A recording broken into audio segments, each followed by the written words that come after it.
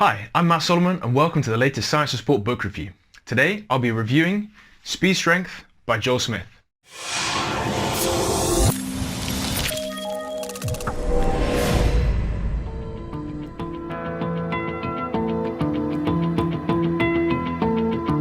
Speed Strength takes you on a journey through sprint training. Specifically, you'll look at the biomechanics of acceleration and sprinting, the physiology of muscles and how that relates to the training of acceleration and sprinting, and there'll be a huge section on the drills and exercises which you need to make your athletes as quick as possible. The book finishes with a number of different training programs which you could use in your training right now. So who's the book for? Well, clearly it's designed for strength and conditioning coaches, and that could be track and field coaches, that could be people working in the gym, or it could be field-based strength and conditioning coaches who do a little bit of both. I think that it's really suitable for those team sport guys and girls who don't give enough attention to acceleration and sprinting in their programs. So, what did I think of the book? Well, I thought firstly that it was an absolutely outstanding read.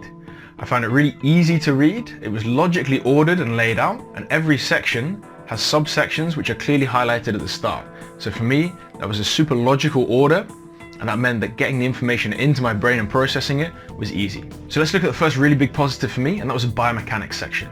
I thought that was really good, detailed descriptions, moving from the foot all the way up through the knees and hips, and going through accelerations and top speed sprinting, explaining exactly what you need to make your athletes quick. I found that really useful, and there's certainly a lot of information which I can process in my practice. The second really big positive for me was the fact that there's loads of drills and exercises. These are obviously split up into different sections, but I find it really useful to go through the whole spectrum from power-based exercises, strength-based exercises, and track-based drills to ensure that all of the information within the book makes sense in a practical way. So it's not just a textbook with loads of knowledge and loads of information, but it's actually how you can apply that information to training. And that for me was a really important one. So the third big positive for me is the fact that in the book there's loads of information which I've until now not got anywhere else. There's a big focus on fascial systems, neurological systems, and how these things interact with sprinting to ensure that people are working at their maximum all the time. And that for me is a real big win, because in the standard textbooks those things aren't covered nearly enough. So I'll let you have a look at the layout of the book, and the layout for me is a really big positive. So as you can see, there are bullet points here on the left-hand side. These bullet points are explained in the further pages. On the other side, you can see pictures which illustrate exactly the points made, and there's little breakups in the text which give you the key information which you need as quickly as possible.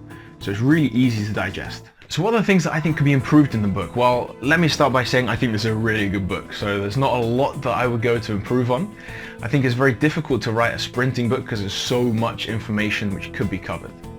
Especially when we look at gym-based exercises, when we look at track-based exercises, there's so much going on that you could probably write a book for every single chapter. I would have liked a little bit more physiology on the fascial system and the neurological system, so that we can go through a little bit more of the basics and the underpinning physiology and where science is at the moment in our understanding of these things.